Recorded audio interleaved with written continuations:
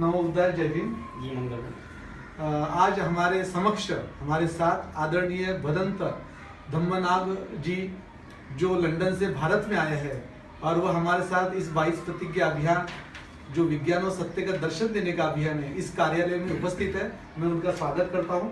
आपका भी स्वागत है। भंते जी, आप जानते हैं कि इस साल 125वीं जयंती डॉक्टर बाबा साहब अम्बेडकर की मनाई जा रही है और इसी वक्त सच्चा और सही मान वंदना अगर व्यक्त करने की है तो हमें हर बस्ती में, हर कार्यालय में, हर स्कूल में, हर कॉलेज में बुद्ध जयंती अगर मनाई जाती है तो क्या यह बाबा साहब को दी हुई मन से एक सच्ची आदरांजलि होगी।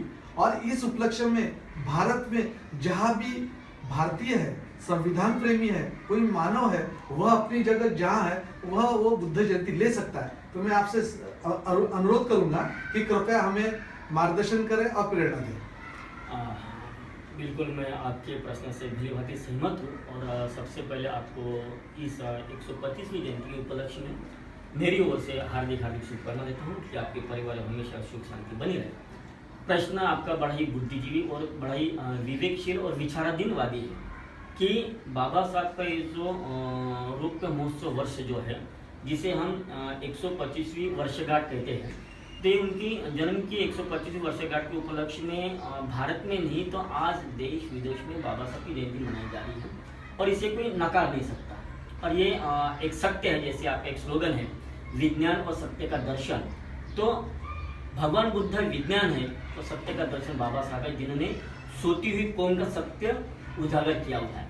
तो इस हिसाब से इस साल संपूर्ण भारत में, विदेशों में, हम विदेशों में तो ज़्यादा बात नहीं करेंगे, लेकिन भारत की जितनी भी स्टेट है, डिस्ट्रिक्ट है, तहसील है, इन सभी जगह अगर महाराष्ट्र गवर्नमेंट हो या फिर अदर कोई भी गवर्नमेंट हो, इनके माध्यम से अगर कोई अपील निकलती है, जीआर निकलता है कि आपको बाबा साहब के 125वीं जयंती के उपलक्ष्य में बुद्ध की विचारधारा स्कूल में, कॉलेज में ये होनी चाहिए, उसके ऊपर में एक 10 मिनट का लेक्चर होना चाहिए। ये हम धर्म की या किसी को धर्म में परिवर्तित करने की बात नहीं कर रहे, क्योंकि बुद्ध एक ऐसी वैश्विक विचारधारा है जिसकी जरूरत बाबा साहब को तब थी। और जैसे आपने एक IAS ऑफिसर होने की वजह से आज आप एक joint commissioner income tax department से हो, तो आपने भी अपने जीवन में काफी बाबा साहब का साहित्य पढ़ा है।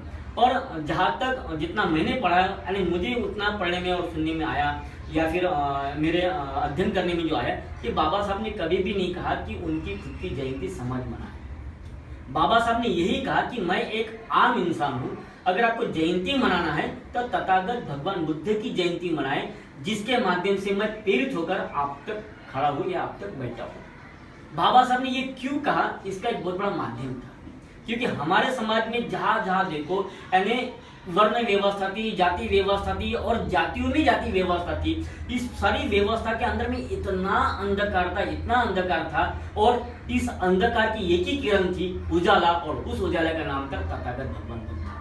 एक ऐसी उजाले की किरण थी जिस उजाले की किरण को बाबा साहब ने अपने जीवन में, किरोस्कर गुरुजी की जो एक छोटी सी किताब थी बुद्ध चरित्र, उसको पढ़ने के बाद में बाबा साहब जब ये कहने को अपने पिता के लिए मजबूर हुए कि आज तक आपने मुझे जो भी विचारधारा दी, चाहे वो मैं किस धर्म का नाम नहीं लूंगा आपको बताने के लिए, लेकिन बाबा साहब स्पष्ट रूप से कोई भी इंसान मुझे अपना चरित्र स्पष्ट नहीं कर पाया, सारे के सारे चरित्रहीन है और बिगर बुद्ध के मैं किसी को अपना नहीं सकता। तो बाबा साहब तो उसी समय बुद्ध धर्मावलंबी बन चुके थे। फिर बाबा साहब ने जब ऐलान किया कि मैं हिंदू धर्म में पैदा हुआ, हिंदू धर्म में नहीं मरूंगा, इसका एक रीजन था कि आने वाले समय में बाबा साहब ये दिखाना चाहते थे कि हम किसी जाति में, धर्म में विश्वास न रखते हुए एक विज्ञानवादी विचारधारा पे हम भरोसा करें, जिसके माध्यम से मानवीय जीवन का उद्धार हो। हम मानवीय जीवन का उद्धार चाहते हैं, हम जाति के बंधन से मुक्त होना चाहते हैं। और बुद्ध कोई धर्म नहीं है, बुद्ध ये मानवतावादी विचारधारा है जो मानव को अपनी विचारधारा से प्रेरित करता है और उसके अंदर में क्रांति से उत्क्रांति करते हुए उसका मानवीय मूल्यांकन बढ़ाता है। हमें अपना मानवीय मूल्यांकन बढ़ाना है तो हमको हर घर में बुद्ध जयंती मनानी चाहिए। अब ये जरूरी नहीं है कि जैसी बाबा साहब की 125वीं जयंती हम कभी भी 14 अप्रैल को 125वीं जयंती नहीं मना सकते। उसका रीजन है क्योंकि बाबा साहब को चाहने वाले हजारों करोड़ों लोग हैं, तो एक ही दिन में ये पॉसिबल नहीं। इसलिए 14 अप्रैल से लेके तो 2-3 महीने तक बाबा साहब की जयंती का उत्सव चलता है।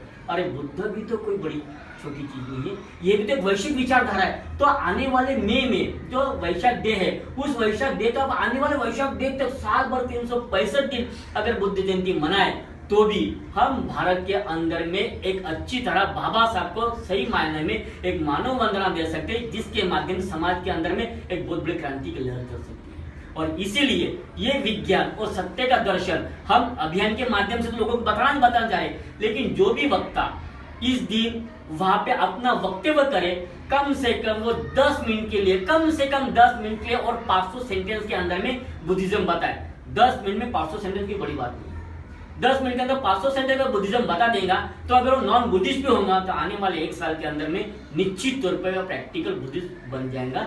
ये बुद्ध की विचारधारा है, क्योंकि बुद्ध की विचारधारा करनी और कथनी में एक समान है, और जब इंसान की करनी और कथनी एक समान जाते थे तो उससे बदलने की जरूरत नहीं। उसका चित्त, उसका शरीर, उसका मन, उसकी हर श्वास ये बुद्ध के वाणी के अंदर तब्दील हो जाती और वो बुद्ध का अनुयायी बन जाता है। हम बुद्ध के अनुयायी आपको बनाना नहीं चाहते, लेकिन बुद्ध की जयंती हम आपके घर में, आपके विहार में, आपके शहर में, आपके तहसील में, आपके जिले में, आपके राज्य में मनाने के लिए हम आपको ये अपील कर रहे हैं कि बुद्ध की जयंती मनाने की कोशिश करें। और ये बुद्ध की जयंती जितनी धूमधाम से मनाएंगे उतनी ही धूमधाम से बाबा साहब की जयंती मनाई जाएंगी, ये सिद्ध होगा। इसलिए आपने जो क्वेश्चन किया, इसलिए मैं आपसे परिपूर्ण सहमत हूँ कि इस तरह से हर गांव में, हर कॉलेज में, कॉलेज के प्रिंसिपल अपने स्कूल के लिए जीआर बना सकता है, उसे अथॉरिटी है।